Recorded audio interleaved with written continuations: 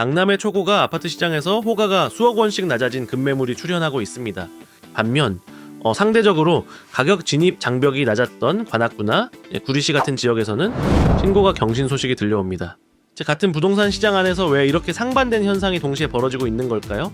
그 원인의 중심에는 5월 9일이라는 날짜와 15억 원이라는 금액, 이 두 가지 숫자가 강력한 통제 변수로 작동하고 있기 때문입니다. 오늘 분석의 핵심은 양도소득세 중과 배제 혜택 종료가 시장에 미치는 파급력, 그리고 대출 규제선이 만들어낸 시장의 양극화 현상입니다. 먼저 현재 시장을 뒤흔들고 있는 핵심 용어인 양도소득세 중과에 대해 명확히 짚고 넘어가겠습니다. 부동산 세금은 크게 살 때 내는 취득세, 가지고 있을 때 내는 보유세, 그리고 팔 때 내는 양도소득세로 나뉩니다.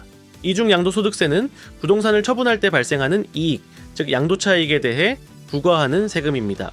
만약 10억 원에 산 아파트를 30억 원에 팔았다면 차익인 20억 원이 과세의 기준이 됩니다. 정부는 주택시장 과열을 막기 위해 조정대상 지역 내에서 2주택 이상을 보유한 다주택자가 집을 팔 때 기본 세율에 추가 세율을 더하는 중과세 제도를 운용해 왔습니다. 기본 세율은 과세 표준 구간에 따라 6%에서 최고 45%까지 적용됩니다. 하지만 중과세가 적용되면은 2주택자는 기본 세율의 20%포인트를, 3주택 이상 보유자는 30%포인트를 더하게 됩니다. 여기에 지방소득세까지 포함하면 양도차익의 최고 82.5%까지 세금으로 납부해야 하는 상황이 발생할 수 있습니다. 사실상 시세차익의 대부분을 국가가 환수하는 구조입니다.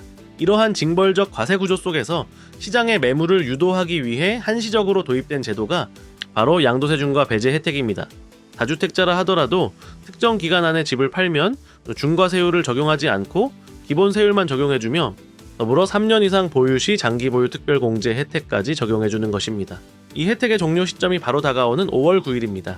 지금 강남권 고가 아파트 시장에서 급매물이 나오는 이유는 바로 이 데드라인 때문입니다. 다주택자 입장에서는 5월 9일 이전에 장음을 치르거나 등기를 이전해야만 수억 원, 많게는 수십억 원의 세금을 아낄 수 있습니다. 예를 들어보겠습니다. 강남의 아파트 두 채를 가진 다주택자가 10년 전 10억 원에 산 아파트를 지금 30억 원에 판다고 가정해 봅시다. 양도차익은 20억 원입니다. 만약 5월 9일 이후에 팔아서 중과세를 적용받게 되면 지방세를 포함해 12억 원에서 13억 원 가량을 세금으로 내야 할 수 있습니다.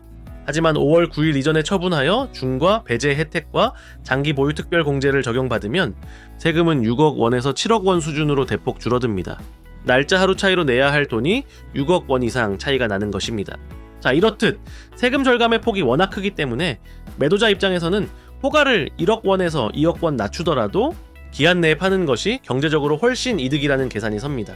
이것이 현재 강남권에서 고가 아파트의 상승세가 꺾이고 다주택자의 급매물이 출현하는 논리적 배경입니다.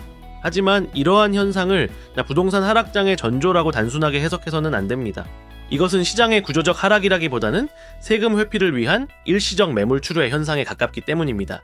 이제 시선을 돌려 여전히 거래가 활발하고 가격이 상승하고 있는 관악구와 구리시, 그동안 상승이 없었던 서울 주변 아파트 시장을 분석해 보겠습니다. 앞서 언급한 강남의 상황과는 정반대로 서울 외곽 지역과 경기 일부 지역에서는 실거주 수요를 중심으로 거래가 지속되고 있습니다. 이 현상을 이해하기 위해서는 15억 원 대출 금지 규제를 반드시 이해해야 합니다.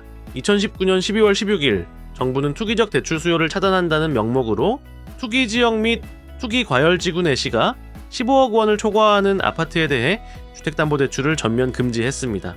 LTV, 즉 주택담보대출 비율을 0%로 만든 것입니다. 이 규제는 대한민국 부동산 시장을 정확히 15억 원을 기준으로 둘로 쪼개 놓았습니다. 15억 원이 넘는 아파트는 오로지 현금만으로 매수해야 합니다.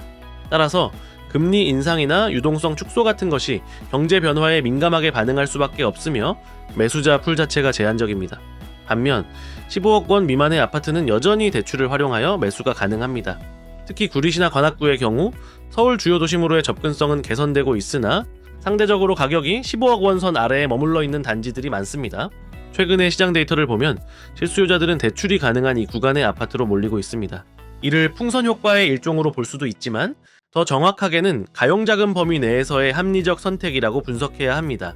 전세 가격 상승으로 인해 전세 수요가 매매 수요로 전환되는 과정에서 자금 조달이 불가능한 고가 주택보다는 대출을 끼고 구매할 수 있는 중저가 주택으로 매수세가 집중되는 것입니다. 대표적인 예로 관악구와 구리시의 상승세는 이러한 실거주 기반의 유동성이 여전히 살아있음을 증명합니다. 정리하자면 현재 부동산 시장은 세금 이슈와 대출 규제라는 두 가지 축에 의해 철저하게 차별화 장세로 흐르고 있습니다. 첫째, 5월 9일 양도세 중과 배제 종료를 앞두고 고가주택 시장은 절세 매물이 소화되는 과정에서 일시적인 가격 조정과 거래 절벽을 겪고 있습니다. 이는 매수 심리가 죽었다기보다는 매도자의 절박함이 가격에 반영된 결과입니다. 둘째, 15억 원 미만의 중저가 시장은 대출이라는 유동성 파이프라인이 아직 열려 있기 때문에 실거주 수요를 바탕으로 견고한 흐름을 보이고 있습니다. 따라서 현재 시장을 보실 때는 전체적인 평균 통계의 함정에 빠지지 않도록 주의해야 합니다.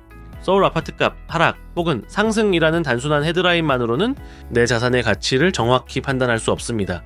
내가 보유하거나 관심을 둔 지역이 규제 지역인지, 가격대가 대출 규제선의 위인지 아래인지, 그리고 해당 매물이 다주택자의 절세 매물인지 아닌지를 입체적으로 따져봐야 합니다. 5월 9일 이후 절세 매물이 모두 소화되고 나면 시장은 또 다른 국면을 맞이할 수 있습니다. 매물 잠김 현상이 심화될 수도 있고, 새 정부의 정책 방향에 따라 대출 규제 완화에 대한 기대감이 시장을 다시 자극할 수도 있습니다. 지금은 섣부른 예측보다는 각 가격대별로 다르게 작동하는 시장의 메커니즘을 이해하고 냉정하게 대응해야 할 시점입니다. 고가 시장의 급매물은 자금 여력이 있는 분들에게는 진입 기회가 될 수 있고, 중저가 시장의 상승세는 무리한 추격 매수보다는 자금 계획을 철저히 점검해 실거주 위주로 접근해야 합니다. 다음 시간에는 5월 9일 부동산 시장에 대해 예측해보는 시간을 가지도록 하겠습니다. 복잡한 부동산의 세계를 명쾌하게 풀어드리는 공실이의 부동산 이야기였습니다. 구독하시면 소중한 자산을 지키는 지식이 쌓입니다. 오늘도 함께 해주셔서 고맙습니다.